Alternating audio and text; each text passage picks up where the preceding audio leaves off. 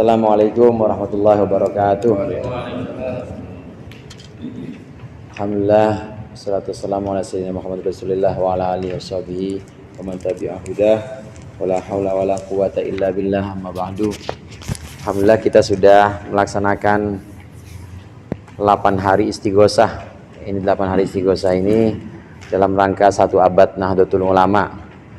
Nahdlatul Ulama sebagaimana kita ketahui ini merawat pemikiran ulama, merawat apa-apa yang ditinggalkan dan diajarkan oleh para ulama, karena ulama itu warathatul anbiya.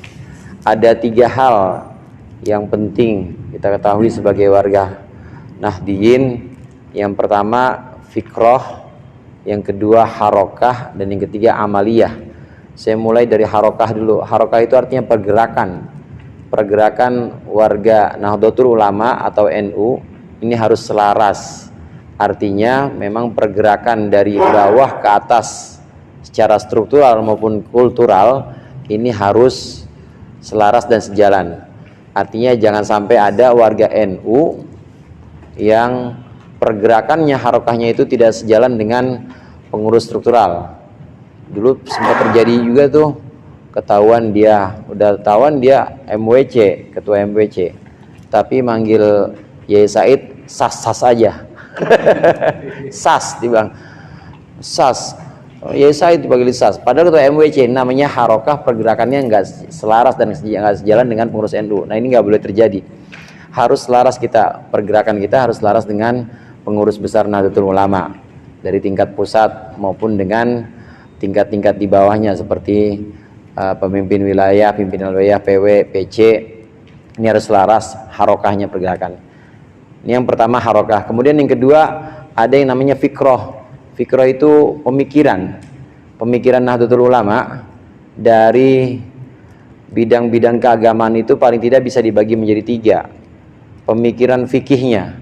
Pemikiran fikih Nahdlatul Ulama itu bermazhab, salah satu dari 4 mazhab yang memang sudah divalidasi, sudah diteliti oleh para ulama NU, yaitu madhab Imam Abu Hanifah atau madhab Hanafi dikenalnya, madhab Imam Malik atau madhab Maliki, madhab Imam Syafi'i, dan madhab Hambali. Ini kita boleh milih.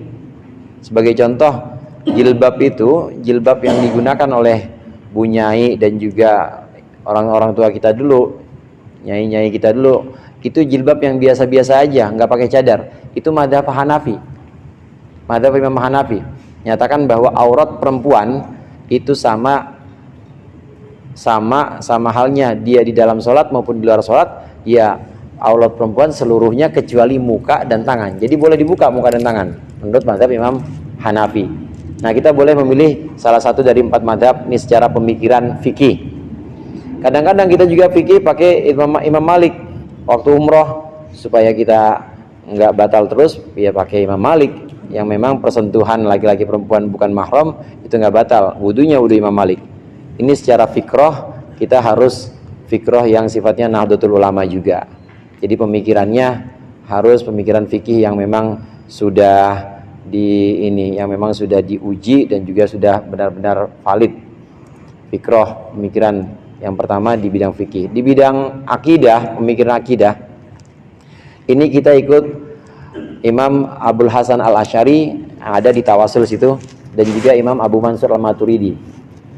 Kalau kita cari wujud qidam baqo mukhalafatul hawadithi di Al-Quran nggak bakal ketemu, itu nggak ada. Nah itu adalah rumusan dari kedua imam akidah atau imam ilmu kalam ini. Kalau dilihat dari masanya, Imam Abul Hasan Al-Asy'ari dan Imam Abu Mansur Al-Maturidi ini setelah Imam Fikih yang 4. Jadi lebih tua Imam Fikih yang 4. Waktu itu abad kedua Hijriah memang yang dibutuhkan fikih. Belum ada perdebatan kalam, ilmu akidah belum ada. Nah, beberapa abad setelahnya baru ada imam akidah atau imam ilmu kalam seperti Imam Abul Hasan Al-Asy'ari dan Imam Abu Mansur Al-Maturidi. Fikroh atau pemikiran NU dari segi akidah yang mengikuti 2 imam ini. Jadi kita kenal wujud qidam baqo mukhalafatul hawadis dari 2 ini.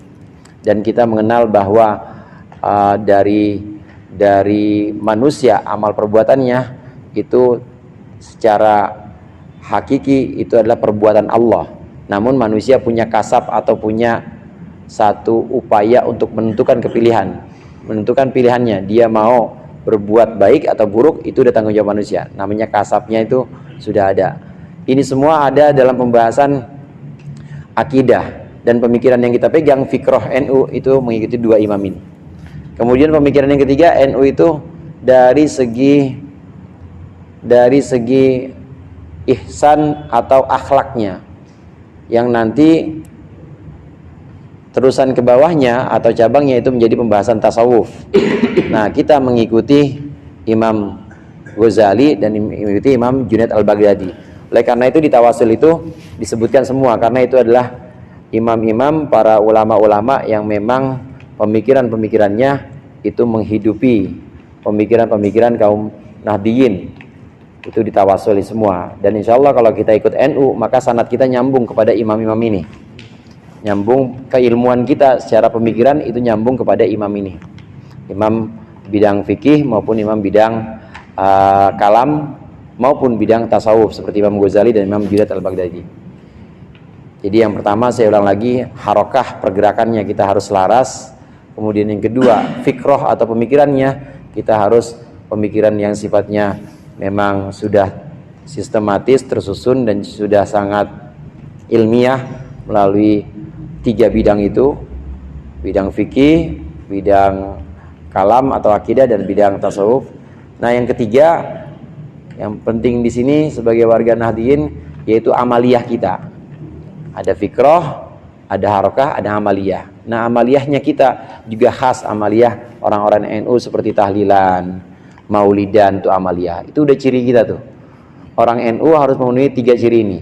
Fikrohnya harus fikroh Nahdiyah, kemudian amaliyahnya amaliyah Nahdiyah, demikian juga harokahnya juga harokah Nahdiyah juga. Ini dalam rangka menghidupkan pemikiran-pemikiran ulama yang memang selalu diangkat dan dihargai, dimuliakan oleh ulama-ulama NU.